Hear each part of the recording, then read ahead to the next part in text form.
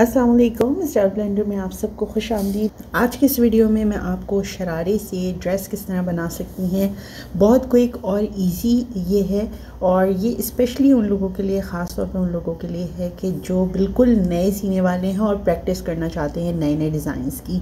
बहुत आसान है, बहुत जल्दी बन जाने वाला है। तो सबसे पहले तो हमने इलास्टिक कटिंग करके अलग कर ली। उसके बाद जहाँ जहाँ अगर कोई हल्की फुल्की स्टिचिंग भी हुई है, कहीं से लाइनिंग जॉइन हुई हुई है, तो वहाँ से भी उसको खोल लेंगे।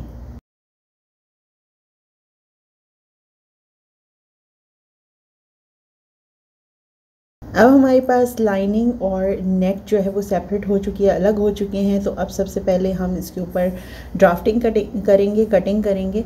मैंने कोई ख़ास इसके अंदर कटिंग नहीं की क्योंकि मुझे बहुत ज़्यादा फिटिंग वाली फ़्रॉक नहीं चाहिए थी। तो देखने सबसे पहले मैंने किया ये है कि जो साइड के हमारे ये सिलाइयाँ हैं, इनको मैंने मिला के इस तरह से कपड़े को फोल्ड करा है। तो सबसे पहले मैं एक तरफ मार्किंग कर रही हूँ। वहाँ निशान लगाने का सिर्फ मकसद ये है कि पीछे से हमने बटन स्ट्रिप के लिए या हुक एंड आई के लिए जगह छोड़नी होती है। तो मैं आधा इंच कपड़ा ज़्यादा ले रही हूँ।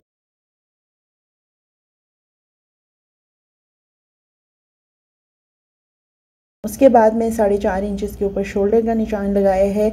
आर्म होल का निशान भी हम 4.5 इंचज़ के ऊपर लगाएंगे। चेस्ट जो है वो हमारा 6.5 इंचज़ होगा। और उसके बाद अगर आप कमर की फ़िटिंग करना चाहती हैं तो वो भी 6.5 इंचज़ के ऊपर होगी, वरना मैं इसके अंदर कोई और मज़ीद फ़िटिंग नहीं करूँगी। ए लाइन स्टाइल में मैं इसे कटिंग करूँगी। तो सबसे पहले अपना कपड़ा आप सीधा कर लें और उसके बाद ये सारी मार्किंग्स कर लें। मार्किंग करने के बाद मैंने फ्रंट और बैक के कपड़े को एक दूसरे के ऊपर रख के कटिंग कर लिया है। लेकिन इस बात का ध्यान रखिएगा कि आधा इंच कपड़ा फ्रंट के लिए जो है वो नहीं छोड़ा जाएगा, सिर्फ वो बैक के लिए छोड़ा जाएगा। और इस तरह से मैं कटिंग कर लूँगी। मैंने मज़ीद उसके अंदर कोई फ़िटिंग के लिए साइड के लिए कटिंग नहीं की है। उसकी सादी सी वजह ये है कि अभी मैं इसको चाह रही हूँ कि मैं इसी तरह से हूँ, ज़्यादा मज़ीद नहीं इसको ज़्यादा कटिंग ना करूँ। इसके बाद नेट का जो हमारा शरारा है वो मैंने ले लिया, उसको भी इस तरह से मैंने डबल फोल्ड कर लिया है।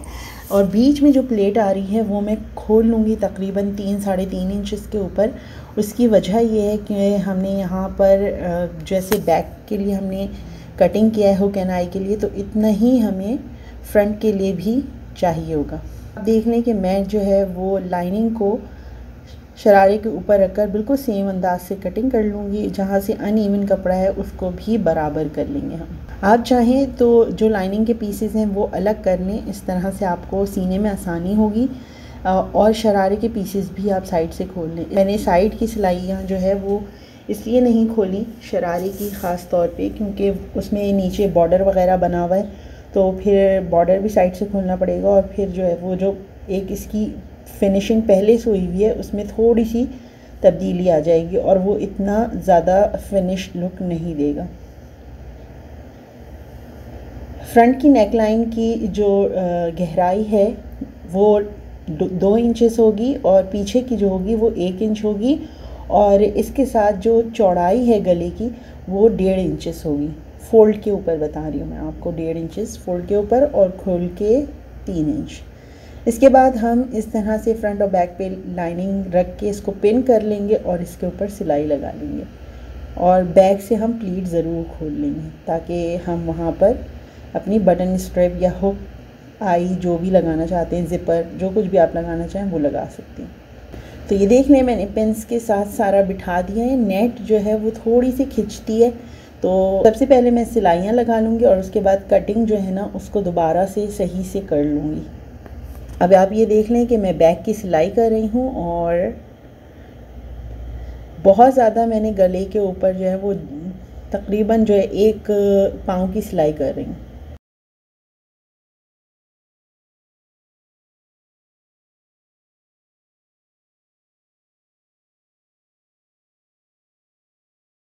मैं आर्म होल की सिलाई कभी भी जो है वो एक साथ करके नहीं करती। उसकी सादी सी वजह ये है कि उसमें कर्व होता है और कर्व में हम जब सिलाई करते हैं तो कपड़ा खींचता है।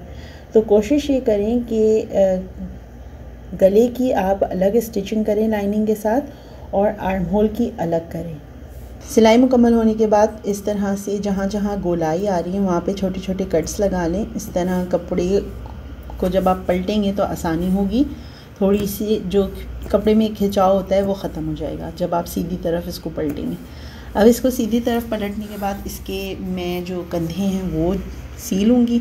उसकी मैं आपको दिखा देती हूँ किस तरह से सीना है। जैसे अगर आप स्लीव्स के बग़ैर अगर सिलाई कर रहे हैं तो गुम सिलाई में हम शोल्डर्स को सिएंगे। आप इसमें आस्तीन लगाना चाहें तो इसके जो कंधे हैं वो जोड़ लिएगा और उसके ऊपर आस्तीन लगा लिएगा। आप ये देखें मैं गुम सिलाई किस तरह से लगा रही हूँ। ये मैंने लाइनिंग का पीस और नेट का पीस जो है उसके बीच में जो हमारा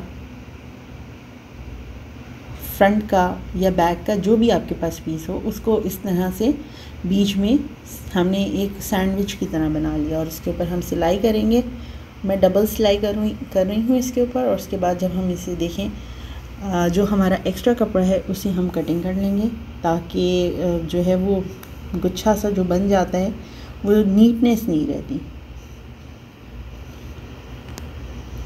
इसके बाद अब देखिए मैं दूसरी तरफ आपको पलट के दिखा रही हूँ। ये देखें अब इस तरह से ये सिलाई हो गई है और इसको इस्त्री की मदद से बिठा लें तो परफेक्टली बन जाएगा। सारी देख लें आप सिलाइयाँ जो हैं वो किस तरह से हुई हुई हैं और कोई सिलाई नज़र नहीं आ रही। अब हमें फ़िटिंग करनी है। अगर तो आप चाहें तो यहाँ बीच में कंधे से 8 इंच के ऊपर निशान लगाइए और वहाँ पर इस तरह से निशान बिठाने के बाद आप इलास्टिक लगा लें, ठीक है। और इस तरह से जो थोड़ी फिटिंग आपको चाहिए वो हो जाएगी, नहीं तो आप बेल्ट भी लगा सकते हैं इधर। अब मैं सबसे पहले लाइनिंग से सिलाई करती हुई आ रही हूँ और फिर नेट के जो मेरा शरारा है उसकी सिलाई कर लूँगी। दोनों सिलाइयाँ जो हैं वो मैं अलग अलग कर रही हूँ, मिला के नहीं कर रही हूँ। आप फ़िटिंग के निशान लगा लें। मैंने कोई ख़ास फ़िटिंग का निशान लगाया नहीं है कि मुझे बहुत कोई ख़ास फ़िटिंग चाहिए। जो पहले मैं आपको मेजरमेंट्स बता चुकी हूँ आप उनको फॉलो करते हुए और आप निशान लगा सकती हैं फ़िटिंग का। जो फालतू कपड़ा हो उसको कटिंग कर लिएगा और फिर मैं आपको दिखाती हूँ पलट के कि ये किस तरह से तैयार हुई।